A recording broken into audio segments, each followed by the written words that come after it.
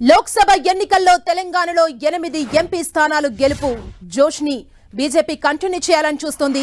రానున్న స్థానిక సంస్థల ఎన్నికలపై ఫోకస్ పెట్టిన కమల దళం అందుకు అనుగుణంగా కార్యాచరణ సిద్ధం చేస్తోంది.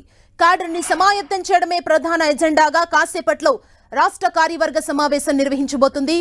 హైదరాబాద్ శివారు శంషాబాద్ ప్రాంతంలో ఓ ప్రైవేటు ఫంక్షన్ హాల్లో రాష్ట్ర సమావేశం జరగనుంది. ఈ సమావేశాలకు బీజేపీ జాతీయ సంస్థాగత ప్రధాన కార్యదర్శి బిఎల్ సంతోష్, కేంద్ర మంత్రి ధర్మేంద్ర ప్రధాన్ హాజరు కానున్నారు. లోక్సభ ఎన్నికల్లో తెలంగాణ 8 ఎంపీ స్థానాల గెలుపు జోష్ని బీజేపీ కంటిన్యూ చేస్తుంది. ఇదే అంశానికి సంబంధించి మరింత సమాచారం మా ప్రతినిధి అజయ్ మనకు అందిస్తారు. అజయ్,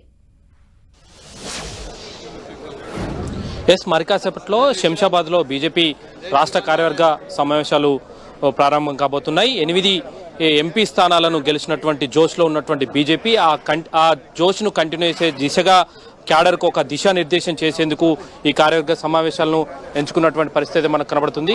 ముఖ్యంగా బీజేపీ రాబోయే 6 నెలలకు సంబంధించినటువంటి ఒక కార్యాచరణను కూడా సిద్ధం చేసుకోవాలన్న ఉద్దేశంతో బీజేపీ ఉన్నట్టుగా తెలుస్తున్నటువంటి పరిస్థితి కనబడుతుంది. ఇప్పటికే బీజేపీ శ్రేణులంతా ఇక్కడికి చేరుకుంటున్నారు. ముఖ్యంగా ఎంపీలు, ఎమ్మెల్యేలు, బీజేపీకి సంబంధించినటువంటి విస్తృత స్థాయి కార్యవర్గ సమావేశం ఆయన నేపథ్యంలో కింది స్థాయిలో ఉన్నటువంటి ఎవరైతే ప్రజాప్రతినిధులు, ఎంపీటీసీలు, జెడ్పీటీసీలు, అదేవిధంగా సర్పంచ్ లెవెల్లో ఉన్నాడో వాళ్ళందరినీ కూడా ఈ కార్యక్రమానికి పిలిచినటువంటి పరిస్థితి మనకు కనబడుతుంది. బీజేపీకి సంబంధించినటువంటి ముఖ్య నేతలంతా కూడా ఇక్కడికి పిలవడం ద్వారా ఏదైతే రాబోయే 6 నెలలకు సంబంధించినటువంటి కార్యాచరణను సిద్ధం చేసుకోవడం, అదేవిధంగా 8 ఎంపీ స్థానాలను గెలిపించినటువంటి తెలంగాణ ప్రజలకు ధన్యవాదాలు తెలుపుతూ, అదేవిధంగా 3వ ప్రధానమంత్రి నరేంద్ర మోదీ ప్రమాణ స్వీకారం చేసినటువంటి నేపథ్యంలో ఆయనకు అభినందనలు తెలుపుతూ కూడా తీర్మానాలు చేసే అవకాశం ఉంటుంది. అదేవిధంగా ముఖ్యంగా రైతు సమస్యలు, యువజన సమస్యలు, మహిళా సమస్యలపైన ఎలాంటి పోరుబాట చేయాల్సిన అవసరం ఉంది. ఇక్కడ ఉన్నటువంటి కాంగ్రెస్ ప్రభుత్వం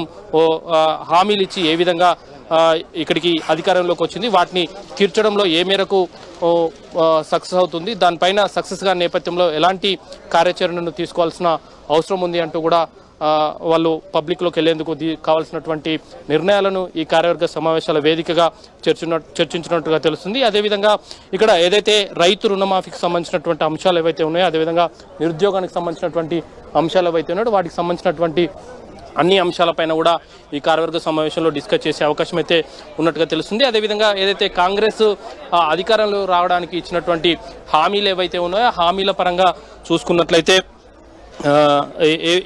మనం ఏదైతే కాళేశ్వరం పైన కమిషన్ వేసినటువంటి కమిషన్ పైన ఎంత మేరకు రిజల్ట్స్ వచ్చినాయి, అదేవిధంగా సిబిఐ విచారణను కోరుతామని ఎలక్షన్స్లో చెప్పినప్పటికీ కూడా ఆ దిశగా ఎక్కడ అడుగులు పడని పరిస్థితి అయితే మనం చూసుకోవచ్చు. ఈ నేపథ్యంలో ఈ కార్యవర్గ సమావేశంలో కాళేశ్వరం అంశాన్ని సిబిఐకి అప్పగించాలని కూడా డిమాండ్ చేసే అవకాశం ఉంటుంది. అదేవిధంగా చూసుకున్నట్లయితే ఏ అంశాలపైన జనరల్గా డిస్కషన్ జరుగుతుంది? ఎజెండా ఫిక్స్ చేస్తుంది పార్టీ. ఎజెండా ప్రకారంగా అన్ని విషయాలు మాట్లాడారు. రేవంత్ రెడ్డి ప్రభుత్వం అధికారంలో ఉంది. ఇక్కడ చాలా అంశాలపైన మీరు కొట్లాడుతున్నారు. ఇప్పటికి కూడా ఆయా అంశాలు ఇందులో చర్చకు వచ్చే అవకాశం ఉంటుంది. వచ్చే ఉంటే ఎలాంటి అంశాలు ఉంటాయి? ఇది రాజకీయ పరంగా ఇది అనేక అంశాలు దీంట్లో టేకప్ చేయడం జరుగుతుంది. దాంట్లో భాగంగా రాష్ట్ర ప్రభుత్వం యొక్క పరిపాలన తీరు, వాళ్ళు ఇచ్చిన హామీలు, ఇవన్నీ కూడా దీంట్లో వస్తాయి కదా. ముఖ్యంగా చూసుకోవచ్చు, డికే అరుణ గారు, ఎంపీ మహబూబ్నగర్ గారు చెప్తున్నారు ఇక్కడ రేవంత్ రెడ్డి పరిపాలన ఏ విధంగా ఉంది, అదేవిధంగా అధికారంలోకి రావడానికి ఇచ్చినటువంటి అంశాలు ఏ విధంగా ఉంది, అవి పరిపాలనలో ప్రతిబింబిస్తున్నాయా లేదా అంశాలపైన కూడా చర్చకు వస్తున్నాయంటూ కూడా మాట్లాడుతున్నటువంటి పరిస్థితి. ఫోన్ ట్యాపింగ్ అంశాన్ని కూడా బీజేపీ చాలా సీరియస్గా తీసుకుంది. ఎందుకంటే దాంట్లో బీజేపీ సంస్థాగత ప్రధాన కార్యదర్శి బిఎల్ సంతోష్ ఉన్న నేపథ్యంలో ఆ అంశాన్ని ఫోన్ ట్యాపింగ్ లో ఆయనను కూడా ఉన్నారు అనేది ఒక చర్చకు వస్తున్నటువంటి నేపథ్యంలో దాన్ని కూడా సిబిఐకి అప్పగించాలన్న ఒక డిమాండ్ కూడా వాళ్ళు వినిపిస్తున్నటువంటి పరిస్థితి కనబడుతుంది. ఈ అంశాలన్నిటి కూడా ఇక్కడ చర్చించే అవకాశం అయితే లేకపోలేదు. బీజేపీ శ్రేణులంతా ఇక్కడికి ఏదైతే శంషాబాద్లో ఏర్పాటు చేసినటువంటి ప్రాంగణానికి, రాష్ట్ర కార్యవర్గ సమావేశాల కోసం ఏర్పాటు చేసినటువంటి ప్రాంగణానికి వారు చేరుకుంటున్నారు.